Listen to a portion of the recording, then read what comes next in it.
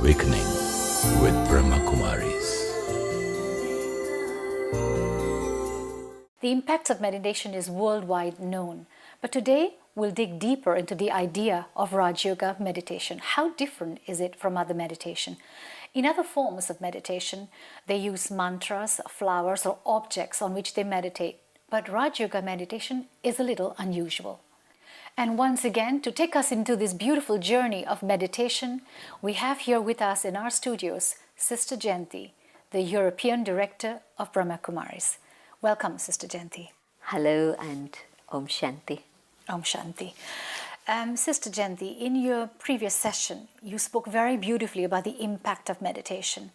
But the word meditation, that has been in existence since times immemorial, what does that word mean? Does it have a significant meaning? Could it not be contemplation, reflection? Why meditation?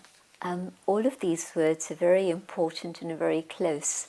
When I'm reflecting, then I'm going inside and processing. When I'm contemplating, then again, I'm focusing my mind on something that's very important and maybe even something that's sacred. And meditation has a connection with the word to heal in Latin. And so meditation is useful because it's talking about the healing of the inner being, because we have 1,000 different cures for the body now, not just allopathic medicine, but we have many different complementary therapies. But this is something that can heal the mind and the feelings and the emotions, healing of the inner being. And so I like this word meditation. You specifically kept mentioning the word healing, but who is wounded? Because the body is a very intelligent entity. I mean, I cut my finger, I have a scratch. I don't need to meditate. It heals by itself. So the body is a clever, intelligent entity and it heals. So who is wounded that needs healing? This inner being, where is it? It's true that when something happens to the body, we can see it, but it's not the body that's actually feeling the pain of whatever it is that's happened to the body. It's actually something within that's experiencing that pain. And the being that's within is what I would use the word soul. It's called Ruh, Spirit, Atma, different names for that invisible, non-physical, metaphysical being, the soul. And for example, when the soul has left the body at the time that we describe as death, then you even burn the body or you bury it under 6 feet of earth and they won't feel any pain. There won't be any pain because that which is actually feeling, that's the inner being, the being that I describe as the soul. So am I understanding that all these different types of word, Ruh, Atma, Spirit, is just the meaning of a soul? Am I seeing myself as a composition of something physical and non-physical? Am I both? Usually we don't think about the invisible and the non-physical. We just identify with the physical form. We look into the mirror and we see a woman and we see the age. So gender and age jump at us instantly, but also color of skin or race, nationality. And then depending on the clothes you wear, I put you into a box that says you are X, Y, or Z. And so all of these things influence my own vision of myself, but also they influence the way in which I see others. And so we're very much locked into a box, which is the box of this body. But if I may say, when you go out to introduce yourself, you have to use your physical identity. You have to say, your family name, your nationality, your place of birth, your origin, all that stuff. This is coming totally into a physical, that identity is me. When somebody tells me that this is your name, and Yes. this is your place of birth, and this is your age, Yeah. and what I'm seeing is this person in front of me, how much do I really know you? And when I hear your name, and I think that, this person was born in such and such a place, something goes tick, tick, tick, tick, tick in my mind, and I have certain impressions which may or may not be correct. And again, when I hear the word driver and woman, and I put those things together. Yeah, women are not good drivers. Well, and that may be true for some, but actually what they've discovered is that, now I hope nobody thinks I'm being a feminist or I'm being discriminatory, but actually the research of results in a recent survey were that men have more accidents than women. Yes, I agree. And so, but you can see how we put things into a box. And so, how much do I know about that being that you are? When I hear your name, or I hear of your place of birth, or any of those things, I know nothing at all about you. Except the label that I put on you, or the label that you give yourself. That's right. And all of those things are very, very constricted and restricting. And they're not real. They're very artificial. They're very false. And the thing is that we've come to believe them. And we restrict ourselves and we restrict our possibilities because of those labels. I'll give you an example. When I was 18, I was told that women can do this, women cannot do this. And fortunately, I was being educated in London. I'd lived there since I was a little child.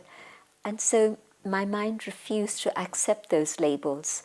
I wasn't yet a meditator, but I reacted very strongly when people told me, you're a girl, you can do this, you're a girl, you cannot do this. And I just had a very internal, deep resentment, I could say, not just a reaction, but a resentment. Okay, that was in the 60s. And I think we've come a long way away from that. And yet on many subtle levels, we do identify with things. And so the clothes you wear, again, instantly, there are certain images and impressions that come to my mind, and I behave with you according to that. The car that you drive, again, you see the car and you've created an image of the person according to that. And a bit of it may be true, but most of it very certainly isn't true. So you mean to say when we take away the layers of all these labels and boxes and visible things in front of us, you actually go to the basic of it and discover that each one is an entity called soul?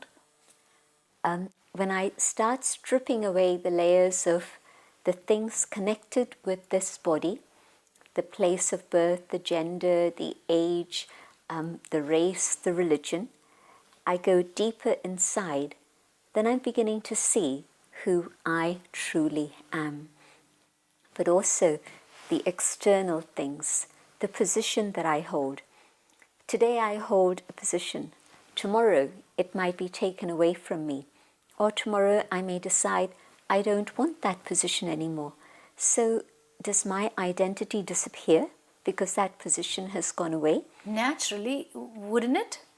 I mean, that is what I am known for. That is my identity. I am a housewife, or I am the wife of Mr. So-and-so. When I am no longer his wife... Does that mean you disappear?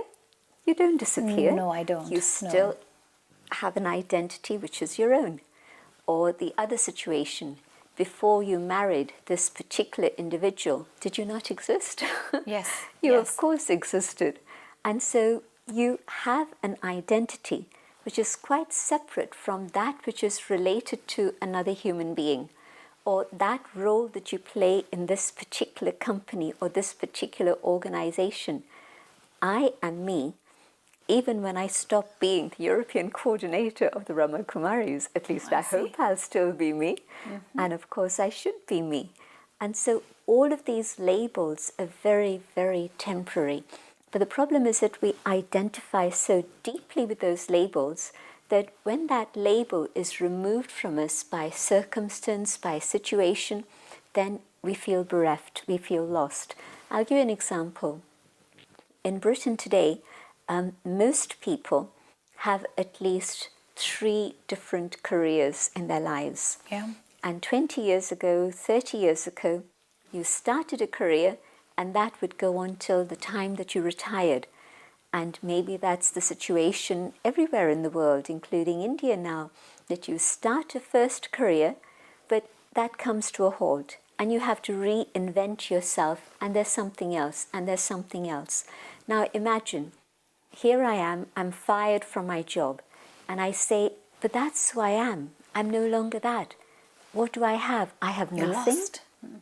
And so that's the situation of many people today, because they haven't bothered to look behind that layer, which is the layer of position, or another thing that people get stuck with, and that is possessions.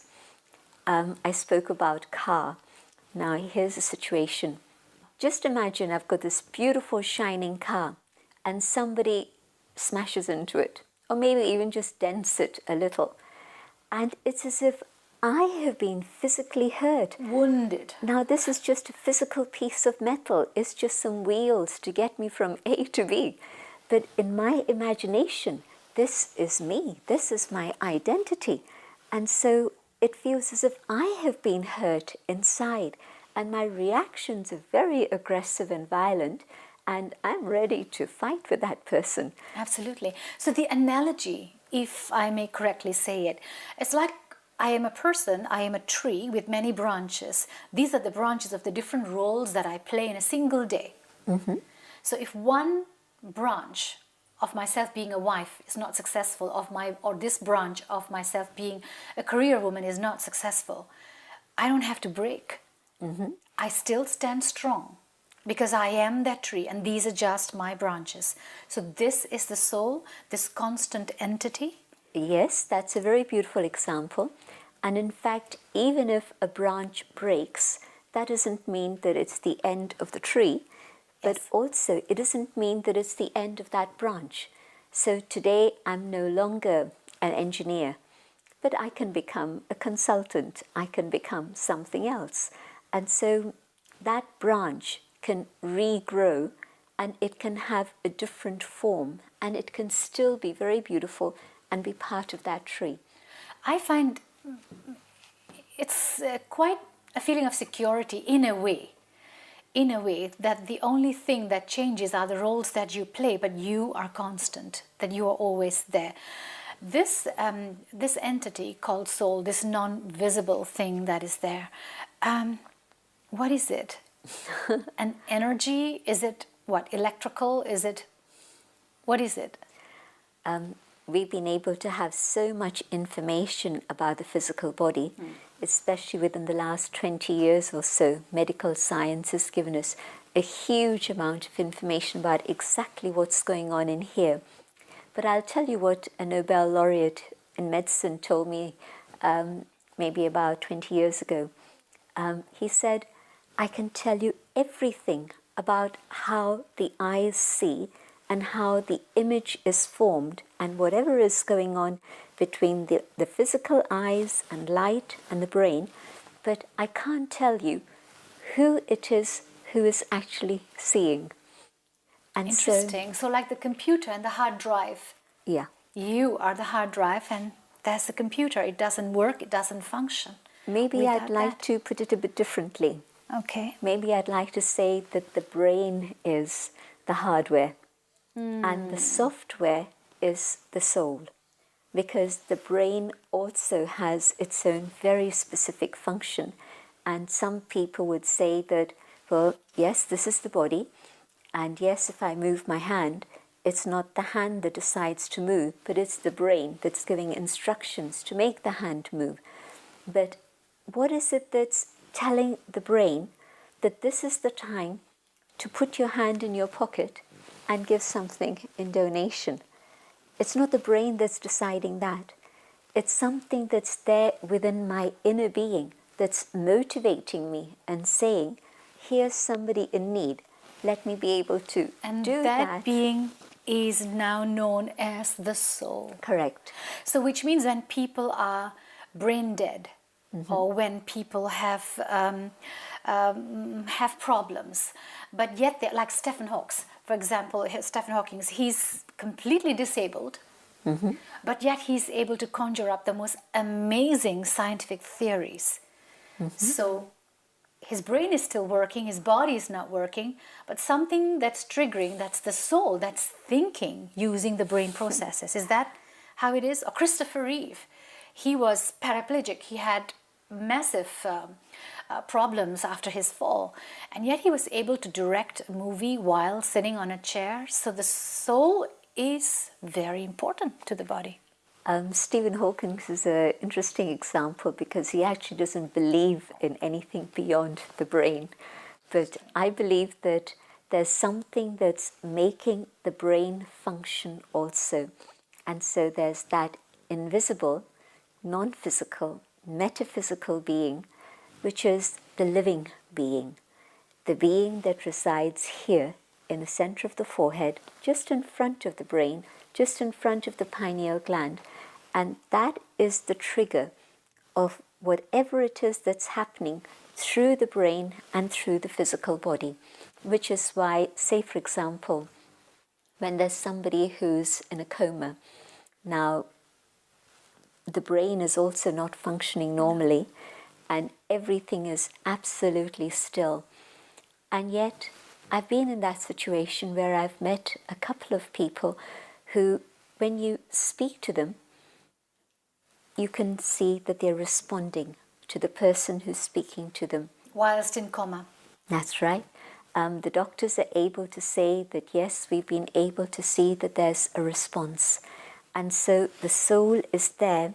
It's trapped in that situation. It's not able to express itself, but it's still able to receive your thoughts, receive your words, and respond to them in a certain way. And so soul, brain, body. Now the soul is that which is the software. The brain is that which is the hardware. And that is what is making the physical body move. And I was just recently at a gathering of scientists in the UK. And within that we had people from many different disciplines. And the latest area of research is in the area of consciousness. And consciousness which is separate to the physical body or even the physical brain. And so they've been able to see how the brain cells are even able to reform.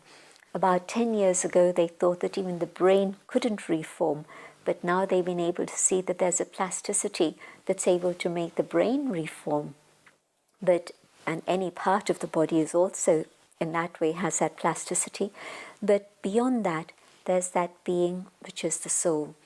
And you might have heard of something called the near-death experience. Yes, but before we jump into near-death experience, because it's a very important aspect of the continuity of a soul in that. You spoke about the various aspects of the soul, but the idea of coma, when a person is in coma. What about when a person is under surgery, is under anesthesia? What happens to that living being? Most times, that living being is in Resting? a state of sleep. That's Really? right. Sleep. But alive? Oh, yes. Constantly alive? Oh, yes, definitely. This is why they're monitoring the breathing, they're monitoring the blood pressure. Yes, so actually. all of that is going on. But in fact, sometimes what happens is that, especially on the surgery table, and this is now again recent, within the last 25, 30 years, prior to that, when somebody under surgery died, that was it, they're gone. But now they have a lot of techniques to be able to revive people. And so what people have come back and reported with is to say that they were out of the body, or their consciousness was out of the body, and they were able to see and hear whatever it is that the surgeon and the nurses and the staff around them were saying. And when they've been able to come back and speak of it, they speak about all the medical things that were going on that as a layperson they would have no information about at all. And so yes, the near-death experience fits in absolutely with what you're talking about.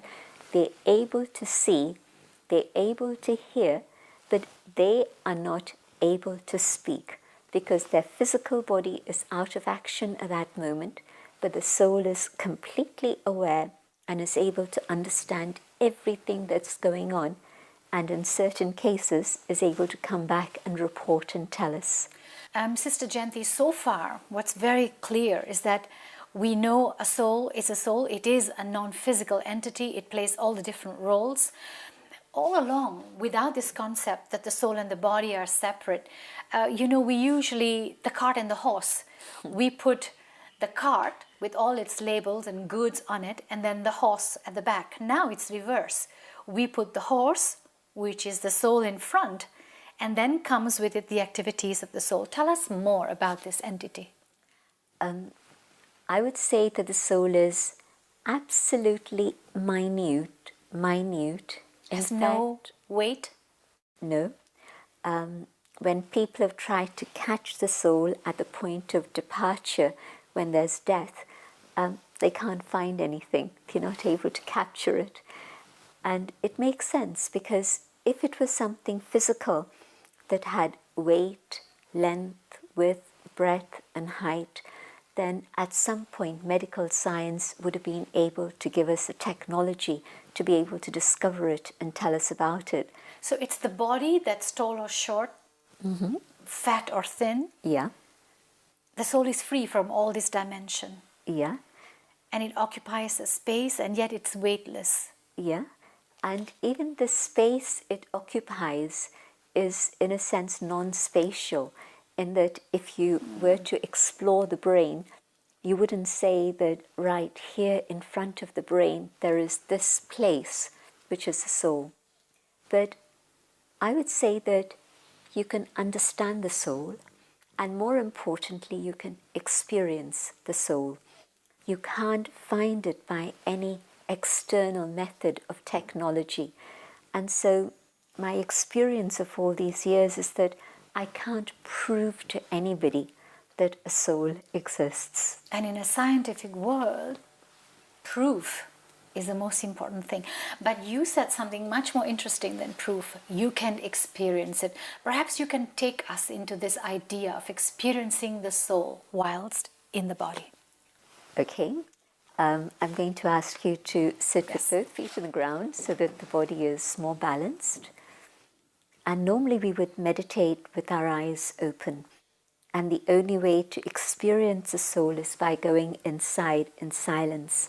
But when I meditate and I'm speaking at the same time, to be able to guide others into that meditation, my eyes tend to close. I'm sorry. But don't follow me. But keep your eyes open, because it's a very important part of Raj Yoga, and we can take up that detail another time. But try just looking straight ahead, not staring at anything or not fixing your gaze on anything, but just gently rest your gaze in front. Within this physical body of mine, there is another being. The being that I am. The being that uses this physical body to express itself. I want to discover my original personality. I've acquired many experiences. I hold many memories. But is there something within me which is forever? I go deep within. And in this inner journey, I come to the core of my being. And there's a sense of stillness within.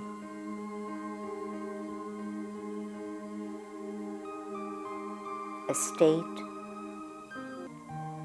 in which I can explore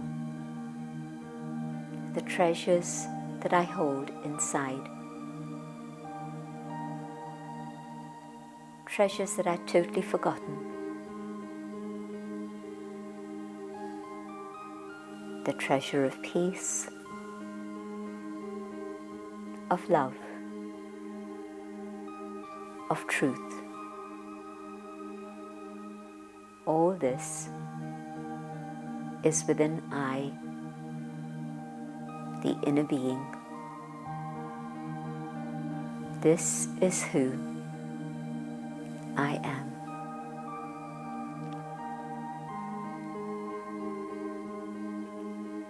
In this awareness, I come back to the moment in physical time and space, the situation that I'm in currently, but now with the experience of my own inner treasures and the being that I am, a being of radiant energy shining in the center of the forehead.